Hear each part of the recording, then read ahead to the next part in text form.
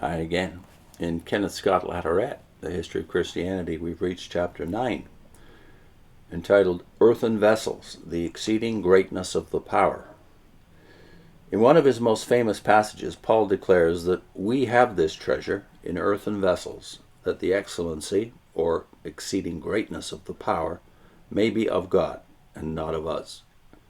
In another letter, he speaks of the exceeding greatness of his power to usward, who believe, according to the working of his mighty power, which he wrought in Christ when he raised him from the dead and set him at his own right hand, far above all principality and power and might and dominion and every name that is named, not only in this world, but also in that which is to come, and hath put all things under his feet.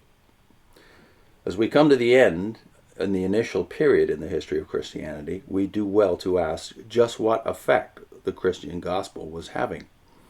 By the year 500, as we have seen, the overwhelming majority of the population of the Roman Empire were calling themselves Christians, and the faith had begun to be carried beyond the borders of that realm. It was but a small proportion of the earth's surface which had been touched by Christianity. Only here and there had the peoples of primitive cultures, who thinly occupied most of the world, been reached. And of civilized mankind, less than half had even so much as heard the name of Christ. Most of the Persians and the Indians and all the Chinese were as yet ignorant of it. Long before the end of the 5th century, the Roman Empire had been showing signs of internal weakness, and the invasions had begun which were to hasten its disintegration, and as they became more pronounced, were to usher in for Christianity an agonizing period of decline. What was Christianity doing to the peoples who had accepted it and to their culture? Was the exceeding greatness of his power to be seen? And if so, how? Had it been true of Christ that God had put all things under his feet? Had the earthen vessels to which the treasure, the light of the glorious gospel of Christ, been entrusted, so hampered it that it had been nullified, or at least weakened? Or had the fact that the treasure was in earthen vessels made more vivid, as Paul had declared, that there was in the gospel a unique power, something so in contrast with human nature that it was obviously not man's creation, but from outside man, so demonstrably from Christ that it was clear that the Catholic Church was right in affirming that Jesus Christ, while fully man, was also God incarnate, the Word become flesh. Would the power prove so potent that it would survive the centuries of adversity and break out with renewed vigor, or would it be dissipated through the corruption of the earthen vessels? It was not merely a question of striking changes, but of what kind of changes. Sweeping changes there had been before in the Mediterranean world and in other cultures, as in the wake of Alexander the Great and of Gautama Buddha, and changes there were to be again. Fully as important was the quality of the changes. How far were these to reflect the kind of life which was disclosed in Christ? Were men being transformed into likeness to Christ? An even deeper question, one at which we cannot more than hint in this place, was that raised by Paul's confident affirmation that God had foreordained them that love God to be conformed to the image of his Son. Was this true? Was Christ, as the author of the Epistle of the Hebrews declared, the Epistle to the Hebrews declared, the brightness of God's glory and the express image of his, that is God's person? In the changes which were taking place, was the Creator of the universe at work, fulfilling his purpose for man? And could this purpose be seen in the kind of individuals and the characteristics of the communities which were emerging?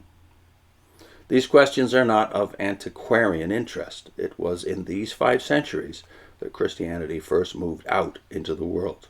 It was then that it created a literature and developed organizational features, intellectual statements of belief, and forms of worship which, for the majority of those bearing the Christian name, have remained standard to this day.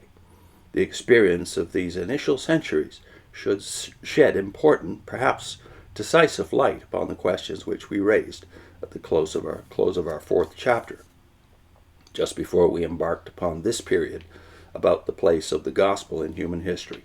The query as to whether in it is to be found the clue to the enigma which the universe presents to man, and which man presents to himself. They should be of assistance in determining whether, to use another affirmation of Paul, God was in Christ, reconciling the world unto himself, and if so, just how that reconciliation has operated.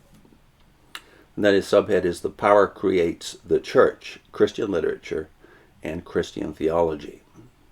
From what has been said in the preceding chapters, it must be apparent that power of extraordinary magnitude was at work into a civilization which had ceased to say or to do much that was a new dynamic force. A dynamic force had entered which had brought into being a vast new literature, of which the New Testament was only a small portion, inspired by a compelling creative message centered about Christ. This force was also responsible for the emergence of the Christian Church, a structure without parallel in history, which, while arising within the Roman Empire, and in part owing its unity to that empire, was spreading beyond the borders of that realm, and with an inner vitality which enabled it to survive the breakup of that state.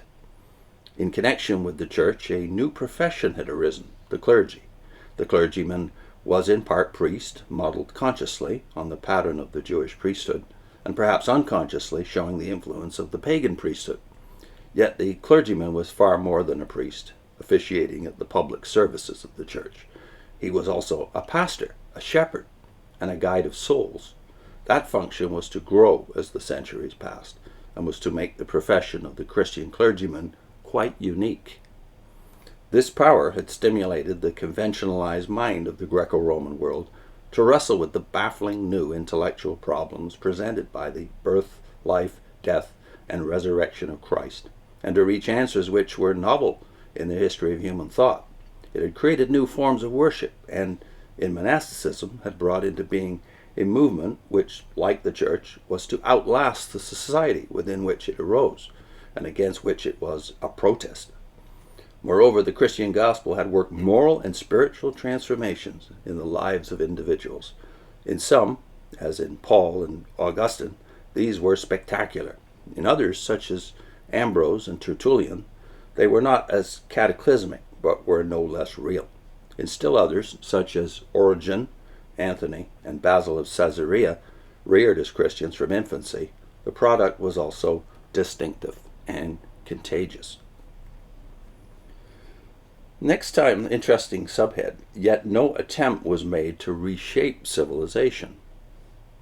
I'll put in a link to Northrop Frye, the great literary critic, maybe the most outstanding literary critic in the world in the years I was growing up, 50 years back.